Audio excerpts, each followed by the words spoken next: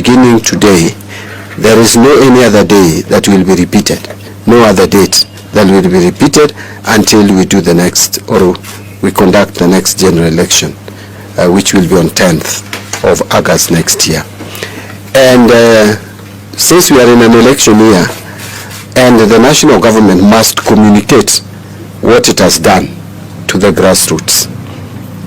And we are also in partnership with a political party called UDA and a political coalition called Kenya Kwanza. Two things. At the national level, the leadership of the government is that of UDA, led by President William RUTO. But even at the Nairobi County level, the government is the UDA government. And therefore, it is important, it would be like a pretense if we are saying we are working together and yet we don't communicate to our people and to the grassroots what the government is doing, both at the national level and even at the Nairobi County level. And you are aware that there is even an arrangement and a partnership between the national government and the Nairobi County in terms of service delivery to the people. Therefore, ODM being one of the main political players in this broad-based government, I felt there is no better way to communicate to our grassroots teams better than calling and inviting the 17 chairpersons of ODM to engage them, and so that the message is cascaded to the grassroots. And I'm happy that 15 of the 17 ODM members or ODM chairpersons are present. In fact, there are only 2 who are absent but with apology. And of course there are 3, but one has sent his vice, who is the lady Rokia, but there are 2 who are absent but with apology. So that clearly demonstrates that, and all of them have told me that they are supporting broad-based government. Yes. That they are supporting ODM, which is supporting broad-based government. Yes. And therefore you can see that ODM is in broad-based government. Yes. Forget about all the stories that you are hearing out there, that there's a splinter group, that there's a group which has taken off. If they have taken off, I don't think they have taken off with the party structure. The party structure remains intact, especially in Nairobi. And so we have had very good engagement with my brothers and sisters. Today I have spoken to them about the delivery and the performance of the government, and the same message or story that I gave, it's actually really not a story but an information that I gave out yesterday in the joint meeting of parliamentary group, the Council of Governors of a broad-based government, and the cabinet secretaries who are present in Naivasha yesterday. So I've also given them the same scorecard, and which now I want to request just 1 or 2 to in summary also speak to the media. But I'm grateful and I want to thank the team that is behind me. Maybe something that I don't want to forget, that I am not new to this team. Yes. This is a team that I've worked with. Those who don't understand the politics of ODM, only the ODM is a real movement. And I will tell you that this party, the majority of these guys you see here, have been in this space for so long. And I have equally been in this space for so long. In fact, I've been in this space from as early as 1992, for those who may not know. And a lot of these people, yes, and the same people I have worked with. When I look back here, I see this young man, you may not know him. This young man is called Paul. You don't know, maybe some of you don't know him. Ora is here with a big of here. I have worked with him. He's emotional. Jokona is here. This guy, Kibra politics, ODM politics in Kibra cannot be written without his name. So all these guys, we have worked together with them. So it is very easy for me to really bond, engage, interact with them. But we are cascading the information about the performance of government to the grassroots through these people. And you will see the next group that I may meet. I may go to now UDA or Kenya Kwanza. Even Jubilee, if they want to join us, in broad-based, I will engage them here so that they also cascade the information to their members or any other political grouping. Otherwise, I would want to ask Mheshimiwa here, who is a member of County Assembly, and my sister here, they can say a word or two, and then if there are questions, you can ask after they will have addressed you. Thank you very much. Asante sana waziri. Allow me to now say it in Kiswahili. Is that okay with you? That's okay. Kwanza kwa majina naitwa Kennedy Yugi. Mimi ni mwakilishi wa ward ya High-Rise in Lang'ata. At the same time mimi ni chairman wa ODM in Lang'ata constituency. Mchana wa leo tumekuwa na mazungumzo na waziri kuhusu vile tunaweza imarisha chama, kuhusu utendakazi wa serikali. Waziri ametueleza umuhimu ya kwa ndani ya serikali. Vile mjuavyo, for a long time ODM has never been in the government, but we are now, saizi tunapata through waziri tunajua umuhimu wa kukua ndani ya serikali. And at the same time tumekubaliana mambo na broad based, na vile waziri amesema ODM as a party in Nairobi, we are supporting the broad based, we are supporting president re-election unconditionally. The way ODM as a party watatupatia mwongozo, sisi kama viongozi wa chama mashinani hatuna pingamizi lolote. Otherwise, waziri labda amesahau this kind of engagement ambayo tumekuwa at the constituency level is now cascading it down at the grassroots level moving forward. Hizi zote zinafanyika kwa mujibu ya kwa minajili ya ku strengthen chama. So nataka kupeana hii hakikisho ya kwamba in Nairobi sisi kama viongozi wa ODM tunaunga broad based mkono 100% kwa mea. Thank you. Asante. Kwa majina naitwa Rukia Abdi, Vice Chair Dagoretti North. Tuko ndani ya serikali, tuko ndani ya broad based. Tunasema 2 term Nairobi, tuko tayari kabisa. So ni 2 term ODM, tuko sawa. Asante. 2 term. RUTO 2 term. I think we need to final 1 minute. Then mzee ambaye mzee wa kazi pia. Okay, kwa majina naitwa Fanuel Aliaro Mkunda, ODM chairman Kasarani, kama jamii ya Waluya ndani ya chama cha ODM. Ninashukuru sana kwa siku ya leo. Tumekuwa na kikao na waziri. Waziri mimi namtambua kama chairman wetu wa chama chetu cha ODM kwa sababu yeye ndiye ametumenta hata hizi sheria tunafuata hizi zote, yeye ndiye aliweka katika chama cha ODM. So sisi hatubanduki mahali penye Raila Amolo Odinga alituacha. Kwa sababu alitujengea nyumba. Na sisi kama branches, baba yeye ndiye alilala lakini chama hakijakufa. Sisi tuko kwa chama ODM mara 100%. Na tuko ndani ya broad based. Na ile kitu nataka kuwaambia kwamba tunajua kwamba kila chama, kuna chama chenye kinakubali kuwa katika mrengo wa upinzani. Chama kinataka kuwa ndani ya serikali. Kwa hivyo sisi kama ODM tunataka nini? Power. Thank you. Mwisho. Kwa majina naitwa Polo Imba, chairman Kamkunji. Sisi baba alipotuingiza kwa serikali, ndeni kwa kiwanja ya Kamkunji muone imejengwa, watoto wanacheza mpira. Hasa kuna mahali tunaenda kupiga vita. Hiyo ni baba na president. Na sisi mahali Raila Amolo Odinga alituacha hatutoki. Sisi tuko under RUTO na serikali yake.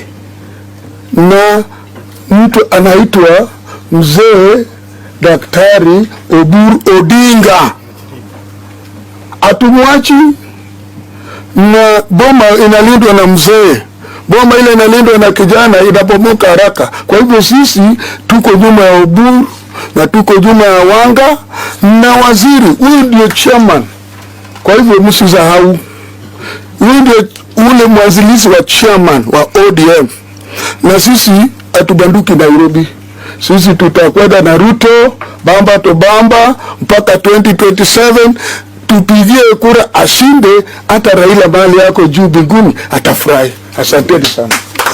Thank you.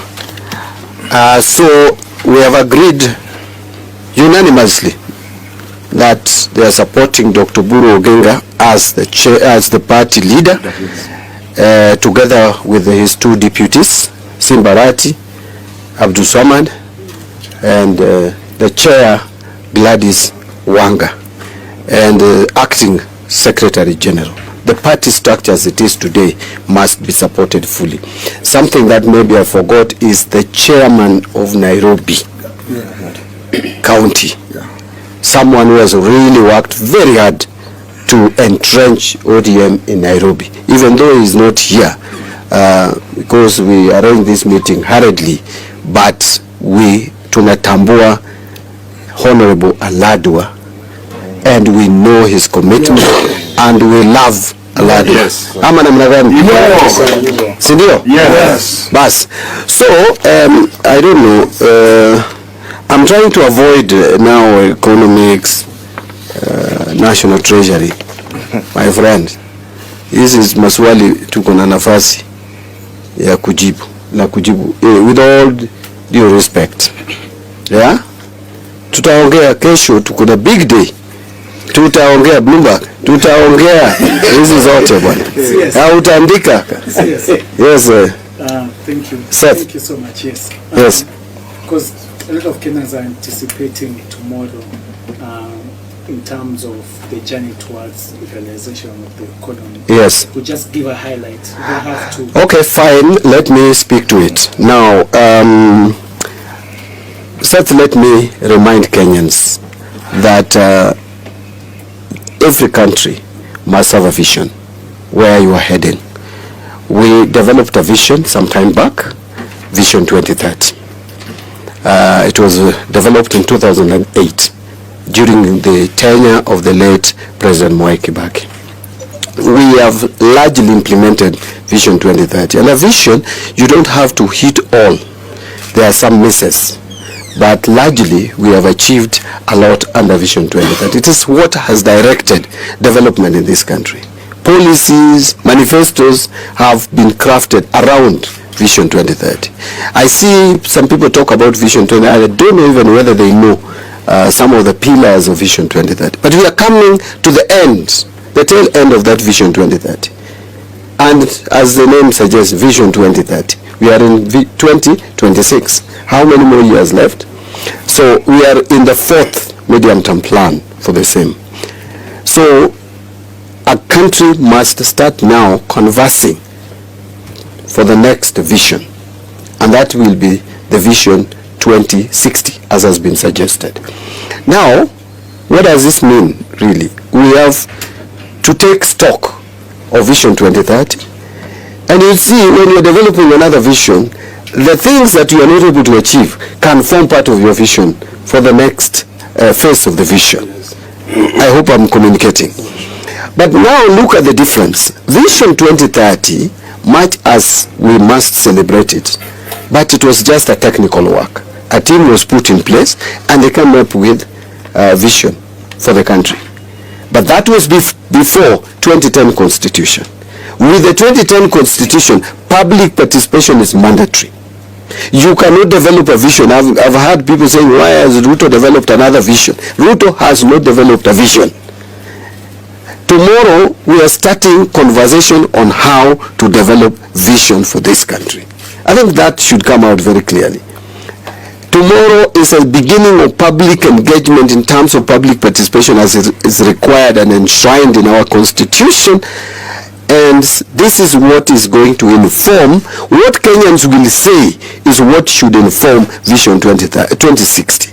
Therefore, someone should not start saying that in Porojo, if you have better ideas, this is the time for you to come. And in fact, the president has invited, including the opposition, come tomorrow, we start engagement. Tell Kenyans all those beautiful things, the better ideas that you think you have, that you can help lead this country with going forward, bring them beginning tomorrow so that we can converse, because the vision is not for RUTO, it is 2060. RUTO can only be in power up to 2032, not beyond that. Therefore, this vision is not his. In fact, he will implement a very small part of that vision for only 2 years, from 2030 to 2032. From 2032 going onwards, other people, maybe MBADI and the rest, we will implement that other part of it. So as the Minister for Economic Planning, as a CS in charge of economic planning, tomorrow's conversation is very crucial. We put together a team which was supposed to give us the framework on how to discuss this, led by Professor Nyong'o and Professor Hino, who is an international consultant. Tomorrow, they have already given us a report on how we should progress and how we should move forward as a country.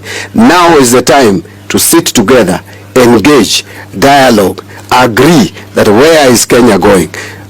President RUTO has already spoken that he would want Kenya to develop to the first world, to a first world country, to go to Singapore, if I may use this word, in the next 20 to 25 years, meaning within that vision to 2060.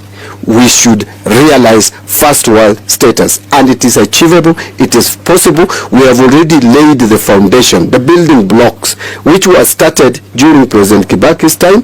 President RUTO has actually built very strongly on those building blocks. And yesterday, if you listened, and if you don't want to get involved in propaganda, you'll agree with me that we put a scorecard, a report card to the people of Kenya, 1 year to election, 4 years, what President RUTO has done can be seen. There are people who don't want to see, it is okay. We are in a democratic society, you cannot be forced to put your eyes on what you don't want to see. You can set your eyes elsewhere. But the truth is, majority of Kenyans will agree with what we said yesterday, because they are verifiable. Any other thing? Yes. My name is Duncan from Red Ring. Now that Yes, Duncan. Now that ODM is talking about the strong ones, is ODM going to put in a candidate for Nairobi gubernatorial seat? First of all, we agreed in Naivasha yesterday, if you listen to the speech that was read by, or the statement that was released by the president, that we are putting together a team of 10 individuals. The team has not been put up, but we gave the two party leaders, the party leader of Kenya Kwanza and the party leader of ODM, to bring five members to the table to discuss the coalition structure, coalition arrangement, and how we are moving forward. Discussion around who is going to be the governor of Nairobi will be determined by that very team. So it would be, if I would be jumping the gun, because I don't know what they are going to come up with.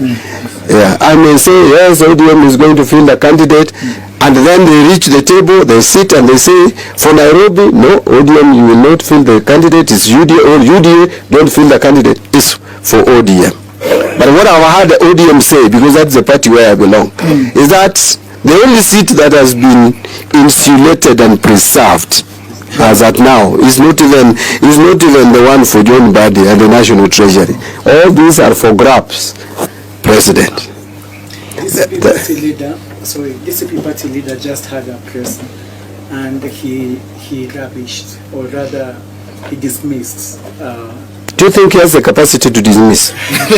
But anyway, just tell me. He opposed the blueprint you presented yesterday, and also what President is saying, this has been the journey, saying that this government, his administration, has not fulfilled the promises it made.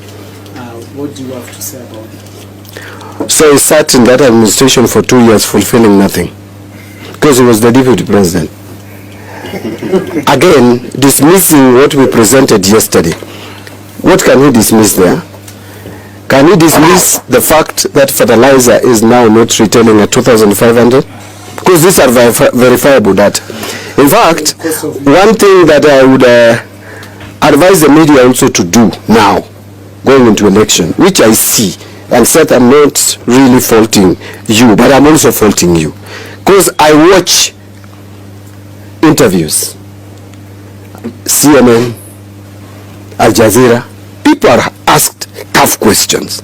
Don't let politicians go scot-free with mediocre reasonings and arguments. When I stand here, please ask me tough questions. And that calls for serious research. All right, Seth? If I were you, you would have asked Rigathi what is not correct in the president's speech. Is fertilizer not returning at 2,500? Are you telling me that the price of unga now is 250 where it was in 2022? And the statistics are there. Is it not cheaper than 250? Is the shilling not returning at 129.3 to the dollar? That's Kenya shillings. Don't we have a reserve of 15.3? Maybe he doesn't know. But can't he confirm from first check? You go to the data. Is it not true that 21.3 million bags of fertilizer are being distributed or disbursed compared to 1.4 million? Is it not true that now tea production is giving us revenue of 185 foreign exchange, 185 billion to 250? Last year it was almost 215 billion. Is it not true that coffee has been revived? Is it not true that we have leased the 4 national factories for sugarcane production? Is it not true that the acreage under edible oil has moved from 60,000 hectares to 115,000 hectares? Is it not true that in 2022 our debt to GDP ratio was 72%, today is 67%? Is it not true that there was a Eurobond which we were almost defaulting and Kenya saw the shilling depreciating to 160? Everyone was here, including himself. And is it not true that that bond was paid? Is it not true that in 2025, last year, we bought back the Eurobond of $900 million, which was to be due in May 2027, and we again bought parts of the 2028 one in October, and this February of 2026. What is not true? Is it not true that we have registered more people in SHA, 32 million compared to only 8 million during NIF? Yeah. So, my friend, you know, if you don't want to accept something, you will just say it is not true. And you also don't have your data. Is it not true that Kenya is now the leading producer of milk in Africa? That we have produced 5.5 billion liters of milk in 2025? Are you not aware that especially in central Kenya, people were complaining during President Uhuru's tenure that milk dairy industry is being killed? Am I the only one who was in this country? We were all there. So today, have you heard of that complaint? Look at what is happening in the Meru Cooperative Society. They are making billions of shillings. I mean, when you listen even to complaint from the mountain, it's no longer about economy, in my view. Even the salt roads, is it not true when President said that Canal Marua Road has been done 95% and it was only 30%? Is it not true? Can you go there and take a photo and show us that, hey, this road is only 60% complete? Is it not true that the Irene Summit road is under construction? I used it even this morning when I was coming from my watch. And don't you use it, Seth? How many of us here have not used this road? Is it not happening there? So, my friends, you know, when you just, you know, these guys are hiding. The truth is, most of these people are fighting RUTO on ethnic grounds, not on economy. If it is economy, actually we should be called to be celebrated. Yeah. Some of us should